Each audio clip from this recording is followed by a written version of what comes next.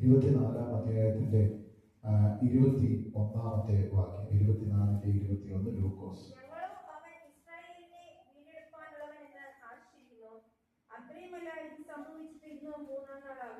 ആമേൻ. Hallelujah. ഈ വേദഭാഗം നമുക്ക് എല്ലാവർക്കും വളരെ പരിചിതമായ വേദഭാഗമാണ്.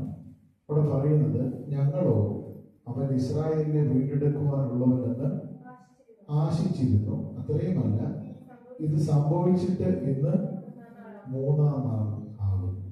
നമുക്കറിയാം, അവൻ യെരൂശലേമിൽ നിന്ന് എമ്മോസിലേക്ക് പോയ 2 ശിഷ്യന്മാർ, 2 പേർ. അവർ നടന്നു പോകുമ്പോൾ അവരങ്ങനെ തമ്മിൽ സംസാരിച്ചും തർക്കിച്ചും വാദിച്ചും ഒക്കെ അവര് കടന്നു പോകുന്നത് നമുക്ക് കാണുവാനായിട്ട് കഴിയുന്നുണ്ട്. ഞാൻ അവരുടെ യാത്രയെക്കുറിച്ചുള്ള വിവരണമൊന്നും പറയുവാനായിട്ട് ആഗ്രഹിക്കുന്നില്ല. അവർ പറഞ്ഞ 1-2 കാര്യങ്ങൾ മാത്രം വേഗത്തിൽ ചിന്തിച്ച് ഇരിക്കുവാനായിട്ടാണ് ആഗ്രഹിക്കുന്നത്. അവിടെ പറയുന്നത്, ഞങ്ങളോ അവൻ ഇസ്രായേലിനെ വീണ്ടെടുപ്പാനുള്ളവനെന്ന് ആശിച്ചിരുന്നു. ഹല്ലേലൂയ. എന്നാൽ അവൻ സംഭവിച്ചത് അവരുടെ ആശയ്ക്ക് വിരോധമായിട്ടുള്ള കാര്യങ്ങളാണ്. പലപ്പോഴും ദൈവജനമായ നമ്മുടെ ഉള്ളിലും ആശ നഷ്ടപ്പെട്ടു പോകുന്ന അവസ്ഥകൾ കടന്നു വരാറുണ്ട്. ആശ നഷ്ടപ്പെട്ട പിന്നെന്താണ്? നിരാശ, അല്ലേ? ആശ ഇല്ലെങ്കിൽ പിന്നെ നിരാശയാണ്. ഹല്ലേലൂയ. നമുക്ക് പല കാര്യങ്ങളിലും വളരെ ആശയും പ്രത്യാശയും ഒക്കെ ഉള്ള പല വിഷയങ്ങൾ നമ്മൾ വിചാരിക്കുന്നത് പോലെ നടക്കപ്പെടാതെ വരുമ്പോൾ, നമ്മൾ ആഗ്രഹിക്കുന്നത് പോലെ ആ കാര്യങ്ങൾക്ക് ഒരു തീരുമാനം ഉണ്ടാകാതെ വരുമ്പോൾ നമ്മുടെ ഉള്ളിലേക്ക് പലപ്പോഴും എന്ത് ചെയ്യും? നിരാശ കടന്നു വരുവാനായിട്ട് ഇടയായിത്തീരും. നിരാശ നമ്മുടെ ഉള്ളിലേക്ക് കടന്നു വന്നു കഴിയുമ്പോൾ പിന്നെ നമ്മുടെ ഉള്ളിൽ എന്തില്ല? ആശയമില്ല, പ്രത്യാശയുമില്ല. ഇതുവരെ കേട്ടതുമില്ല, കണ്ടതുമില്ല, അറിഞ്ഞതുമില്ല, പ്രാർത്ഥിച്ചതുമില്ല. അങ്ങനെ എല്ലാ നിലകളിലും എന്ത് ചെയ്യും? ഹൃദയം തളർന്നു പോകുന്ന, ക്ഷീണിച്ചു പോകുന്ന അനുഭവങ്ങൾ നമ്മുടെയും വ്യക്തിപരമായ ജീവിതത്തിൽ നമുക്ക് കടന്നു വരാറുണ്ട്. ഇത് തന്നെയാണ് ഇവിടെ ഈ ശിഷ്യന്മാർക്കും സംഭവിച്ചത്. അല്ലിയ, അവര് ദൈവത്തെ പിൻപറ്റി കർത്താവിന്റെ പുറകെ നടക്കുമ്പോൾ അല്ലിയ, എല്ലാ യഹൂദന്മാരുടെയും ഹൃദയത്തിലെ ആഗ്രഹം എന്ന് പറയുന്നത്, ആത്യന്തികമായ അവരുടെ ആഗ്രഹവും താല്പര്യവും എന്ത് ചെയ്യണം? ഇസ്രായേലിന് വേണ്ടി ഒരു യഥാസ്ഥാനം, ഇസ്രായേലിന് വേണ്ടി ഒരു രാജ്യം, അല്ലിയ, അവർക്ക് ഒരു രാജാവ്, അവർക്ക് വേണ്ടി ഒരു മശിഹ, അല്ലിയ, ഇതാണ് അവർ എന്ത് ചെയ്യുന്നത്? പ്രതീക്ഷിച്ചുകൊണ്ടേയിരിക്കുന്നത്, അല്ലിയ. എന്നാൽ അവർ ആരെയാണോ മശിഹ എന്ന് വിചാരിച്ച്, മശിഹ എന്ന് നനച്ച് പിൻപറ്റിയതും, ഒപ്പം അല്ലിയ അവന്റെ വാക്കുകളെ ശ്രമിക്കുകയും അവനെ ചെവി കൊടുക്കുകയും അവന്റെ പുറകെ കൂടുകയും ഒക്കെ ചെയ്ത ഇവർക്ക്, അല്ലിയ, അവർ പ്രതീക്ഷിച്ചതിന് വിരോധമായ കാര്യം ചെയ്തു, സംഭവിച്ചു. അല്ലിയ, അവർ പറയുന്നുണ്ട്, പ്രത്യേകം പറയുന്നുണ്ട്, ഇത് സംഭവിച്ചിട്ട് ഇന്ന് എന്ത് സംഭവിച്ചു? 3 നാളായി. ഇനി എന്തില്ല? പ്രതീക്ഷയ്ക്ക് വലിയ വകയില്ലാത്തത് കൊണ്ട് അവർ യെരൂശലേമിൽ നിന്നും മടങ്ങിപ്പോകുന്ന സാഹചര്യം. ഹല്ലേലൂയ. ഇതുപോലെ അതിനെ കേൾക്കുന്ന ദൈവത്തിന്റെ ജനമേ, ഹല്ലേലൂയ, പലപ്പോഴും ദൈവജനത്തെ പിശാച് കുരുക്കിക്കളയുന്ന ചില കാര്യങ്ങളാണിത്. ഹല്ലേലൂയ. നമ്മൾ പ്രതീക്ഷിക്കുന്ന നിലയിൽ കാര്യങ്ങൾ നടക്കാതെ വരുമ്പോൾ, ഹല്ലേലൂയ, നമ്മുടെ ഉള്ളിലേക്ക് എന്തെന്നില്ലാത്ത നിരാശ എന്ത് ചെയ്യും? പിശാച് കൊണ്ടുവരുവാനായിട്ട് ഇടയായിത്തീരും. ഹല്ലേലൂയ. നിരാശ നമ്മുടെ ഉള്ളിൽ കടന്നു വന്നു കഴിയുമ്പോൾ സംഭവിക്കുന്നത്, നമ്മുടെ ആത്മീയ ജീവിതം മുഴുവനായിട്ട് എന്ത് ചെയ്യും? അത് ബാധിക്കപ്പെടുവാനായിട്ട് ഇടയായിത്തീരും. പിന്നെ പ്രാർത്ഥനയ്ക്ക് നമുക്ക് താല്പര്യം ഉണ്ടാകുകയില്ല, വചനം വായിക്കാൻ നമുക്ക് താല്പര്യം ഉണ്ടാകുകയില്ല, ആരാധനയ്ക്ക് നമുക്ക് താല്പര്യം ഉണ്ടാകുകയില്ല, ദൈവിക കാര്യങ്ങൾക്കൊന്നും നമുക്ക് താല്പര്യം. ചെയ്യുന്നുണ്ടോ എന്ന് ചോദിച്ചാൽ ചെയ്യുന്നുണ്ട്, പക്ഷെ എല്ലാത്തിലും എന്തുണ്ടാകും? ഒരു മന്ദതയുണ്ടാകും. അതിന് നമ്മൾ പറയുന്നില്ല, ഒരു ക്ഷീണിച്ച, ഒരു തളർന്ന അവസ്ഥ. കാരണം എന്താ?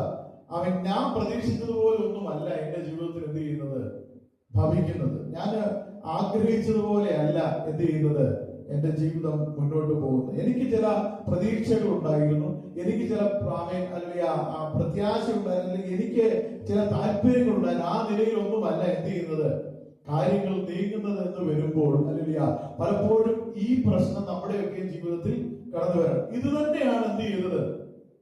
ഈ ശിഷ്യന്മാർക്കും സംഭവിച്ചത്. അല്ലിയ, അവർ പ്രതീക്ഷിച്ചിരുന്നു. അല്ലിയ, അവർ എന്ത് ചെയ്യും? ഒരു രാജ്യം, അല്ലെങ്കിൽ അവർക്കായിട്ടൊരു രാജ്യം, അവർക്കായിട്ടൊരു രാജാവ്. ഇനിയും എന്തില്ല, ഇനിയും ഈ അടിമത്തത്തിന്റെ അനുഭവം അവർക്കില്ല. അല്ലെങ്കിൽ അന്നവർ റോമ സാമ്രാജ്യത്തിന്റെ കീഴിൽ കിടക്കുമ്പോൾ അല്ലെങ്കിൽ അവർ എല്ലാത്തിനും എന്ത് ചെയ്യുന്നു, സ്വാതന്ത്ര്യം നിഷേധിക്കപ്പെട്ടവരായിരുന്നു. എന്തിനും നികുതി കൊടുക്കേണ്ടവരായിരുന്നു. അങ്ങനെ അനേക വർഷങ്ങളോളം എന്ത് ചെയ്തവരാ, ഇങ്ങനെ അടിമത്തിൽ കുടുങ്ങിപ്പോയവരായിരുന്നു ആര്? ഇസ്രായേൽ. അല്ലയ്യ, അവരുടെ ഒരു പ്രത്യാശ തന്നെ എന്താണ്? അവർക്ക് വേണ്ടി ഒരു മശിഹ അവതരിക്കുവാനായിട്ട് ഇടയായി തീരും. അല്ലയ്യ, ദൈവത്തിന്റെ വചനത്തിൽ പറയുന്നത് പോലെയുള്ള ചില കാര്യങ്ങളൊക്കെ അവർക്ക് കാണുവാനായിട്ട് കഴിഞ്ഞു, ഇല്ലേ?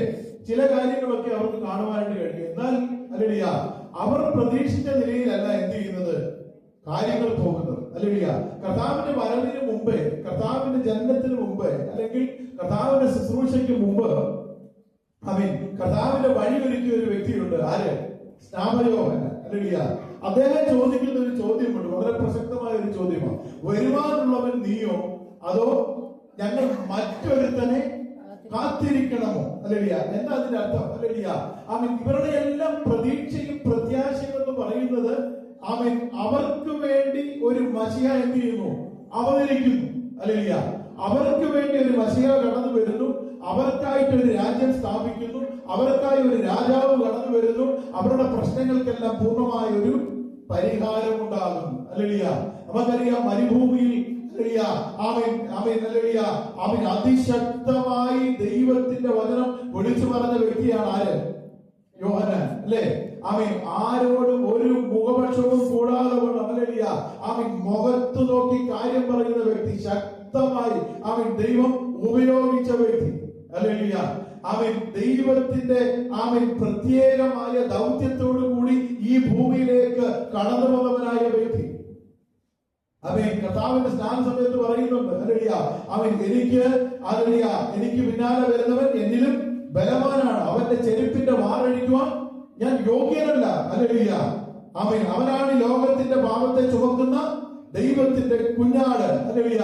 അവൻ ദൈവപുത്രൻ എന്ന് ശക്തിയുക്തം വിളിച്ചു പറഞ്ഞ യോഹന്നാൻ തന്റെ ജീവിതത്തിന്റെ പ്രതിസന്ധിയുടെ നടുവിൽ, തന്റെ ജീവിതത്തിന്റെ പ്രതികൂലത്തിന്റെ നടുവിൽ എന്താ താൻ കാരാഗ്രഹത്തിൽ അകപ്പെട്ട് താൻ അവിടെ കിടക്കുമ്പോൾ തന്റെ ജീവിതത്തിന്റെ പ്രശ്നത്തിന് ഒരു പരിഹാരമില്ല എന്ന് കാണുമ്പോൾ താൻ തന്റെ ശിഷ്യന്മാരെ പറഞ്ഞു വിട്ടിട്ട് യേശുവിനോട് ചോദിക്കുകയാണ്, വരുവാനുള്ളവൻ നീയോ അതോ ഞങ്ങൾ മറ്റൊരുത്തരെ കാത്തിരിക്കണമോ എന്ന്. ഇന്ന് രാത്രികാലം കേൾക്കുന്ന ദൈവത്തിന്റെ ജനമേ, നമ്മൾ പ്രതീക്ഷിക്കുന്നത് പോലെയും നമ്മൾ ആഗ്രഹിക്കുന്നത് പോലെയും നമ്മൾ വിചാരിക്കുന്നത് പോലെയും കാര്യങ്ങൾ സംഭവിക്കാതിരിക്കുമ്പോൾ ഈ നിരാശയുടെ പടുകുഴിയിലേക്ക് കടന്നുപോയി നമ്മളും ചോദ്യം ചെയ്യാറുണ്ട്, കർത്താവേ എന്തുകൊണ്ടാണ് എന്റെ ജീവിതത്തിൽ ഇത് ഭവിക്കുന്നത്? എന്തുകൊണ്ടാണ് എനിക്കിങ്ങനെ വരുന്നത്? ഞാൻ ഇങ്ങനെ അല്ലല്ലോ പ്രതീക്ഷിച്ചത്, ഞാൻ ദൈവത്തെ അറിഞ്ഞത്, ഞാൻ ദൈവത്തെ പിൻപറ്റിയത്, ഞാൻ ദൈവത്തിന് വേണ്ടി ഇറങ്ങിത്തിരിച്ചത്, ഞാൻ അതിനു വേണ്ടി വില കൊടുത്തത്, ഞാൻ നിന്ന സഹിച്ചത്, ഞാൻ പരിഹാസമേറ്റത്, മറ്റുള്ളവരുടെ മുമ്പാകെ നിന്നാപാത്രമായി മാറിയത്, ഒക്കെ ഞാൻ വലിയ പ്രതീക്ഷയോട് കൂടിയായിരുന്നു. എന്നാൽ എന്റെ പ്രതീക്ഷയ്ക്ക് വിരോധമായിട്ട് എന്തുകൊണ്ട് ഇങ്ങനെ ഭവിക്കുന്നു എന്ന് നിരച്ചുകൊണ്ട് പലപ്പോഴും നിരാശപ്പെട്ടു പോകുന്ന അനുഭവങ്ങൾ നമ്മുടെ ജീവിതത്തിൽ കടന്നു വരുവാൻ സാധ്യതകളുണ്ട്. എന്നാൽ ഇന്ന് രാത്രി പകൽക്കാലം ദൈവത്തിന്റെ വചനം വ്യക്തമായി നമ്മോട് പറയുന്നു, കർത്താവ് യോഹന്നാന്റെ ശിഷ്യന്മാരോട് പറഞ്ഞൊരു കാര്യമുണ്ട്, എങ്കിൽ ഇടറിപ്പോകാത്തവർ, എന്നിൽ വിശ്വസിക്കുന്നവർ അവർ ഭാഗ്യവാന്മാർ. അവരുടെ ജീവിതത്തിന്റെ എല്ലാ പ്രയാസങ്ങളും എന്ത് ചെയ്യും? മാറുവാനായിട്ട് ഇടയായി തീരും. ഒന്ന് മാത്രമേ പറയുള്ളൂ, യോഹന്നാനെ നീ കാരാഗ്രഹത്തിൽ നിന്ന് വെളിയിൽ വന്നാലും വന്നില്ലെങ്കിലും ദൈവത്തിന്റെ സ്വഭാവത്തിന് യാതൊരു വ്യത്യാസവും ഉണ്ടാകുകയില്ല. അവിടെ പറയുന്നു, അവിടെ ബദ്ധന്മാർ വിടുവിക്കപ്പെടുന്നു, അവിടെ കുരുടന്മാർ കാണുന്നു, അനേക അത്ഭുതങ്ങൾ നടക്കുന്നു, ദേശത്ത് സുവിശേഷം വ്യാപിക്കുന്നു, അനേകർക്ക് വിടുതലും അനേകർക്ക് കാഴ്ചയും അനേകർക്ക് സൗഖ്യവും അനേക ദൈവപ്രവൃത്തി എന്ത് ചെയ്യുന്നുണ്ട്? ദേശത്തിന്റെ പല ഭാഗങ്ങളിൽ നടക്കുന്നുണ്ട്. അതുകൊണ്ട് ഈ വരുവാനുള്ളവൻ ഇവൻ തന്നെയാണ് എന്ന് നിനക്ക് ഉറപ്പിക്കുവാനായിട്ട് കഴിയും. ദൈവത്തിന്റെ വചനം നിന്റെ ഉള്ളിലുണ്ടെങ്കിൽ. ഹല്ലേലൂയ. എമൗസിലേക്ക് കടന്നുപോയ ശിഷ്യന്മാർക്കും ആമേൻ സംഭവിച്ചത് അത് തന്നെയാണ്. ഹല്ലേലൂയ. അവരുടെ ജീവിതത്തിൽ എന്ത് ചെയ്തു? നിരാശ കടന്നു വരുവാനായിട്ട് ഇടയായിത്തീർന്നു. എന്താ പറഞ്ഞാൽ എന്നെ കേൾക്കുന്ന ദൈവത്തിന്റെ ജനമേ, ഹല്ലേലൂയ, ആമേൻ പലപ്പോഴും ഹല്ലേലൂയ ആമേൻ ഈ അവസ്ഥയിലേക്ക് നാം കടന്നു പോകരുത്. ഹല്ലേലൂയ ആമേൻ നമ്മുടെ ആമേൻ ജീവിതത്തിൽ ദൈവത്തിന്റെ വചനവും ദൈവത്തിന്റെ വചനത്തോടുള്ള വിശ്വാസവും അതിലുള്ള ഉറപ്പും നമുക്ക് എന്ത് ചെയ്യണം? ഉണ്ടാകുവാനായിട്ട് ഇടയായി തീരണം. ഹല്ലേലൂയ. ജീവിതത്തിന്റെ സാഹചര്യങ്ങൾ പലതും എന്ത് ചെയ്യാം? മാറി മറിയാം. ഹല്ലേലൂയ. ആമേൻ കഷ്ടങ്ങൾ നമ്മുടെ ജീവിതത്തിൽ കടന്നു വരാം, പ്രതികൂലങ്ങൾ നമ്മുടെ ജീവിതത്തിൽ കടന്നു വരാം. ഹല്ലേലൂയ. മറ്റ് ആമേൻ ഹല്ലേലൂയ നമ്മൾ നനയ്ക്കാത്തതും നമ്മൾ വിചാരിക്കാത്തതുമായ പ്രതിസന്ധികൾ ഒരുപക്ഷേ നമ്മുടെ മുമ്പിൽ കടന്നു വരാം. ഹല്ലേലൂയ.